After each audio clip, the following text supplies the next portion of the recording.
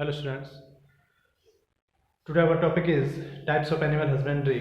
तो हमने बताया था प्रीवियस वीडियो में आपको कैटल फार्मिंग के बारे में कुछ इंपॉर्टेंट फैक्ट्स इसके हैं कैटल फार्मिंग के।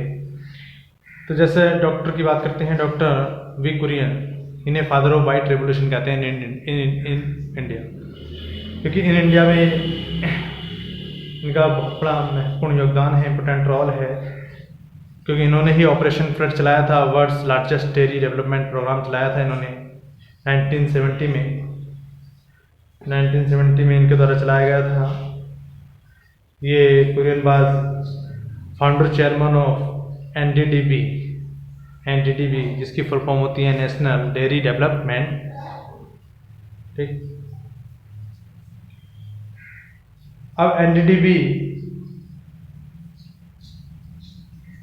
यानी कि board, national dairy development board, अब ये जो वर्ल्ड की लार्जेस्ट डेयरी डेवलपमेंट प्रोग्राम था इनके द्वारा चलाया गया था, इन्हें इसलिए इन्हें फादर ऑफ वाइट रेवोल्यूशन भी कहते हैं, जिनका मीन्स था rapid increase in milk production में, इसकी यानी कि by the utilisation of improved high milk yielding cross breeding. आपने देखा होगा ऑफ मिल्च एनिमल्स, इस समय क्रॉस ब्रीडिंग ज़्यादा चल रही है, जो प्योरिटी है यानी कि हाइब्रिड, एक प्रकार से हाइब्रिड एनिमल, जैसे आपने हाइब्रिड एनिमल्स यानी कि दो अलग अलग एक ही स्पीसीज के, एक ही फैमिली के, उनकी स्पीसीज अलग अलग होती हैं। जैसे कि अगर बात करें कैटल फार्मिंग में मिल्क प्रोडक्शन के मामले में, तो आपकी साहिवाल जो ब्रीडिंग होती है काऊ की, अधिक मात्रा में हम उससे मिल्क प्राप्त करते हैं। इसी प्रकार से अगर बफेलो में करें तो मुर्रा,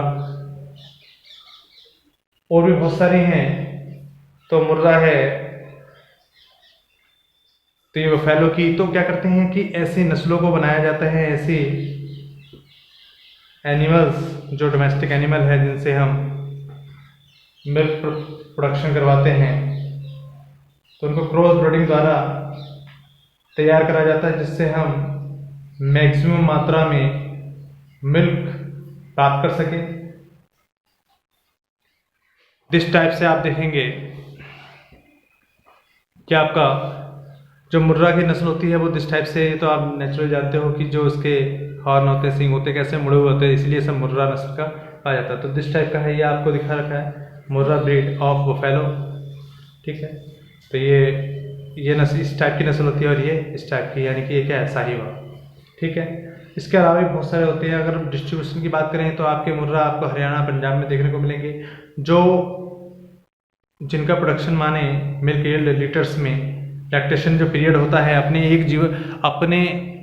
एक वर्ष में, यानी कि जब से उसने दूध देना स्टार्ट करा और जब तक वो देगी, तब तक लगभग 1800 to 2500 तक मिल्क देती है। इसमें फैट कंटेंट्स की बात करें तो 7 to 8% इसमें फैट पाया जाता है। ऐसे ही भैंसाना, इस प्रकार से सुरती, ये बड़ौदा डिस्ट्रिक्ट और गुजरात में पाई जाती है। ठीक है, ये आपका होलिस्टीन फ्रीसियन, जिसे आप अमेरिकन गाय बोलते हैं, ये बहुत अधिक मात्रा में दूध देती है। ये हॉलैंड वगैरह में आपको देखने को मिलेंगी, या अपने यहाँ पर भी हैं, हॉलैंड में ज़्यादा होती हैं। जैसे कि आप जानते हैं कि इसकी जो मिल्क यील्ड लीटर्स है, लैक्टेशन पीरियड बहुत ज़्यादा होता है, यानी कि 6000 to 7000 kg लैक्टेशन पीरियड इसका होता है। इस प्रकार से जर्सी हैं आपका, डिफरेंट टाइप्स की होती है। तो हाई मिल्क यील्डिंग प्राप्त करने के लिए क्रॉस ब्रीडिंग ऑफ काउ कराई जाती है, जिससे कि एक नई काउस तैयार होती है, और उससे हम मैक्सिमम मात्रा में मिल्क यील्ड लीटर्स पर लैक्टेशन पीरियड प्राप्त कर सकते हैं। स्टूडेंट्स,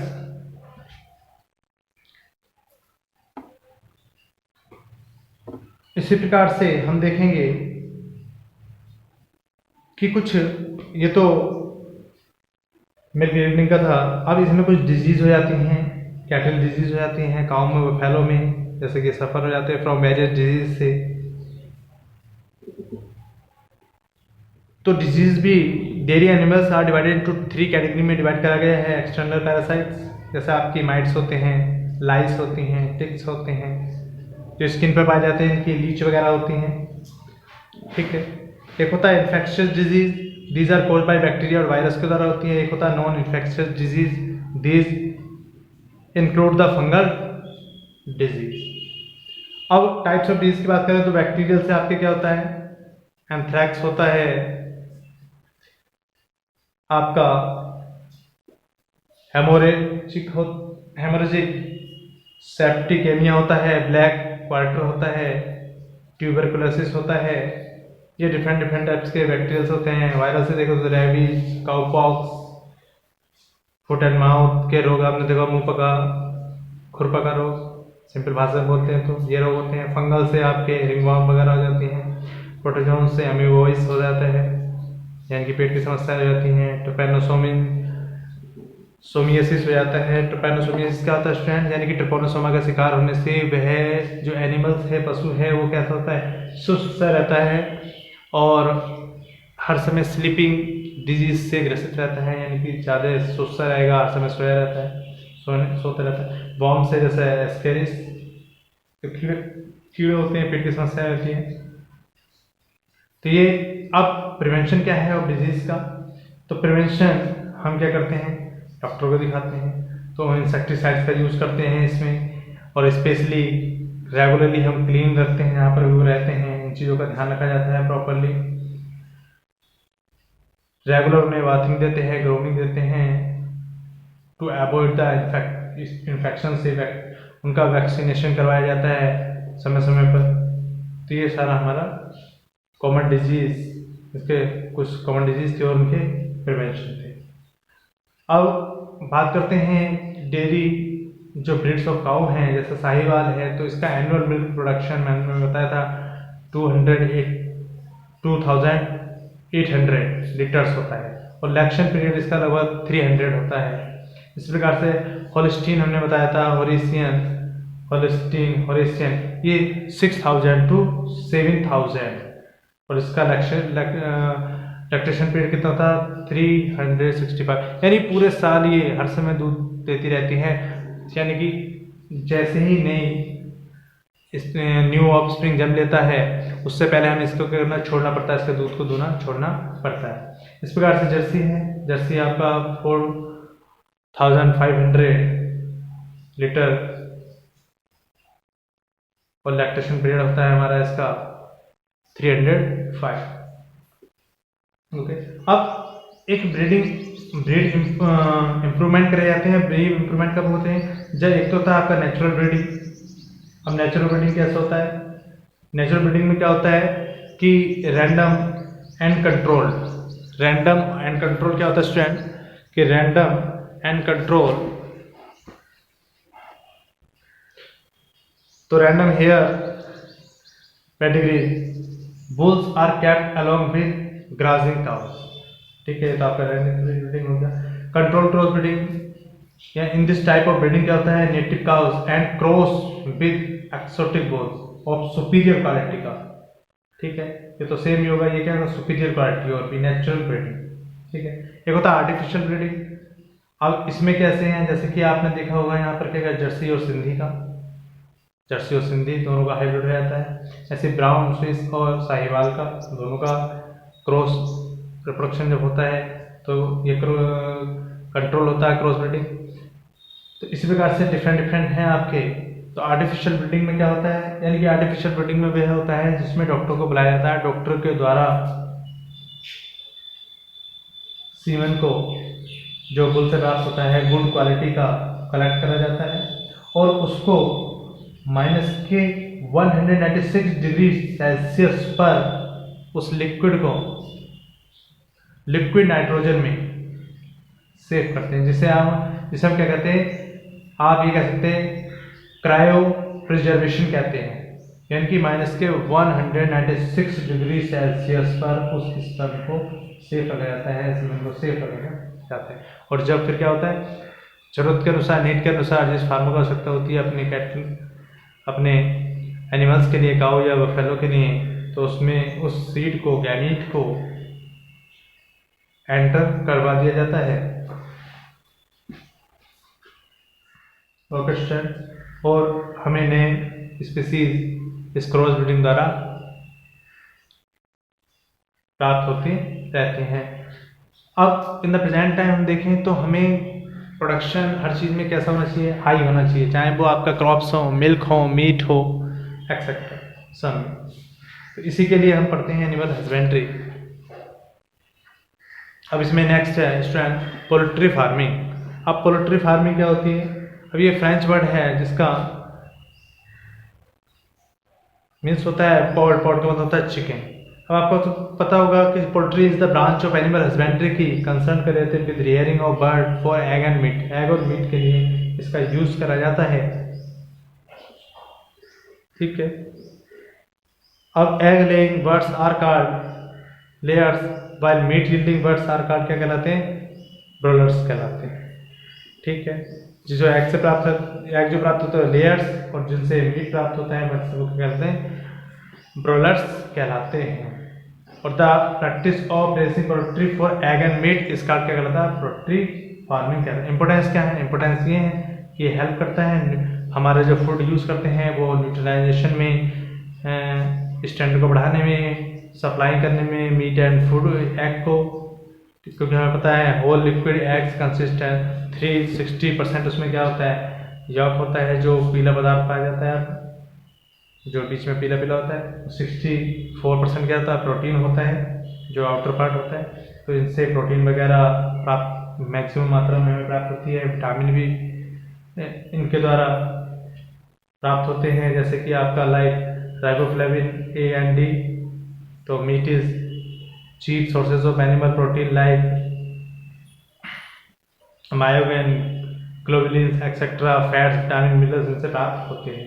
तो हमारे इंडिया में इनको in India annual broiler production and egg production in the year 2000 was 700 million birds और 33 billion eggs रेस्पेक्टिवली। तो इंडिया क्या है? इंडिया का जो स्थान आता है, अगर इसका प्लेस देखें तो 5th largest, India is the 5th largest country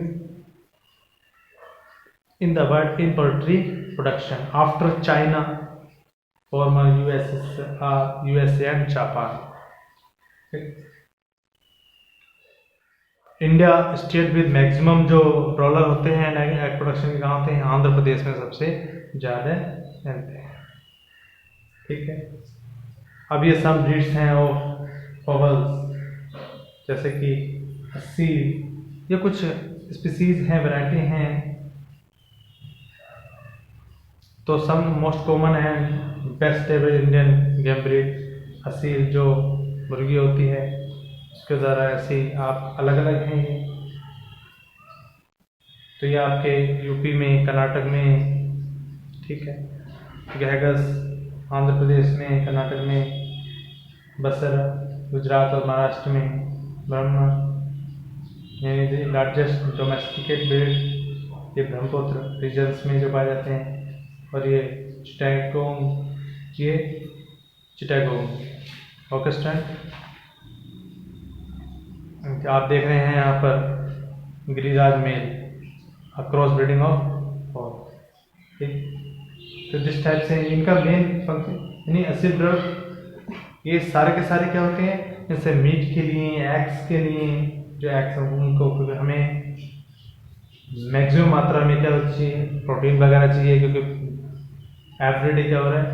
population बढ़ रही है, जिसमें हमें इसकी नीड हो रही है प्रोटीन की, मिल्क की, एग की। तो इसी के लिए हम एनिमल हस्बेंड्री की स्टडी करते हैं स्टूडेंट्स।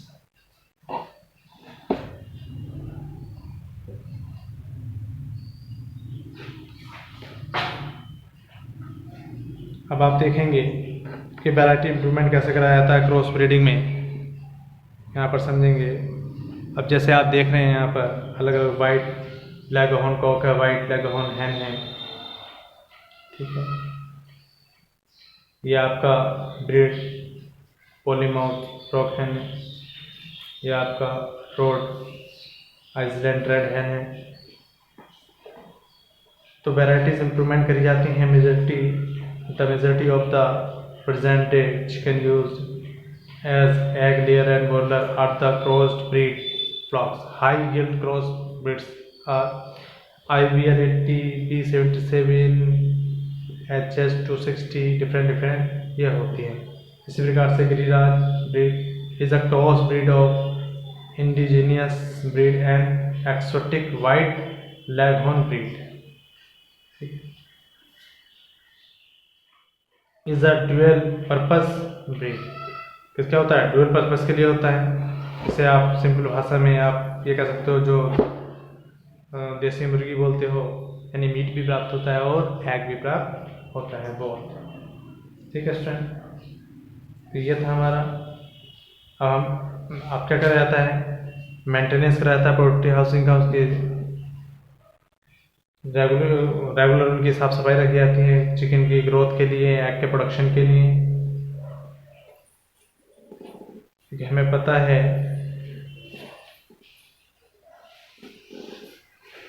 कि जो 55 to 75 डिग्री फ़ारेनहाइट टेम्परेचर होता है एट द चिकन सोर्स क्या होता है maximum growth at this temperature. ठीक है, तो उन सबका ध्यान रखा जाता है, टेम्परेचर का, साफ सफाई का, उनके फूड का, फीडिंग का, सबका ध्यान रखा जाता है। तो अब होता है रेशन। तो द डेयरी फूड रिक्वायरमेंट्स क्या कहलाता है? रेशन कहलाता है। ठीक है, इसी प्रकार से of broiler are different from those of layers. The ration for the broilers should be protein and fat rich and with high amounts of vitamin A and K for better growth rate and higher yield. Okay students, तो ये था हमारा poultry का। अब इसमें कुछ disease हो जाती है स्टूडेंट्स, जैसे कि वायरल डिजीज होती हैं, आपकी रानीखेत डिजीज होती है। आपने देखा होगा कि फ्लू वगैरह भी चलते हैं। ठीक है, डिजीज़ हैं। इसी प्रकार से वायरल डिजीज़ आपकी कैस्टर डिजीज़ होती हैं, HPS। इसी प्रकार से बैक्टीरियल डिजीज़ आपका फाउल कॉलेरा, फंगल डिजीज़ आपका माइकोटिक डिजीज़, कैंडिडियासिस। ऐसी आपका न्यूट्रिशनल डिफिशियंसी डिजीज, जब न्यूट्रिशन की मात्रा कम रह जाती है इनके लिए, यानी कि जो फूड ले रहे हैं उसमें जो न्यूट्रिशन है उनकी मात्रा कम रह जाती है, तो क्या रहते हैं डिफरेंट टाइप की डिजीज रहती है। जैसे कि आपका नाइट ब्लाइंडनेस यानी विटामिन ए की कमी से होता है, जिस टाइप से इनको डिजीज़ हो जाती है। जिस प्रकार से ह्यूमन बीइंग में देखने को मिलती है आपको नाइट ब्लाइंडनेस विटामिन ए की कमी से, यानी कि जैसे ही सनलाइट ख़त्म होती है यानी दिन छिपता है, इन इवनिंग दिखना क्या रहता है, कम हो जाता है। तो ये क्या कहलाता है? Night blindness disease. अब कंट्रोल क्या है इसका? वैक्सीनेशन करा जाता है, प्रॉपर साफ सफाई रखी जाती है, इन चीज़ों का ध्यान रखा जाता है। अब नेक्स्ट बात करेंगे हम फिश फार्मिंग या पिसी कल्चर की। फिश फार्मिंग या पिसी कल्चर की नेक्स्ट वीडियो में। Thank you.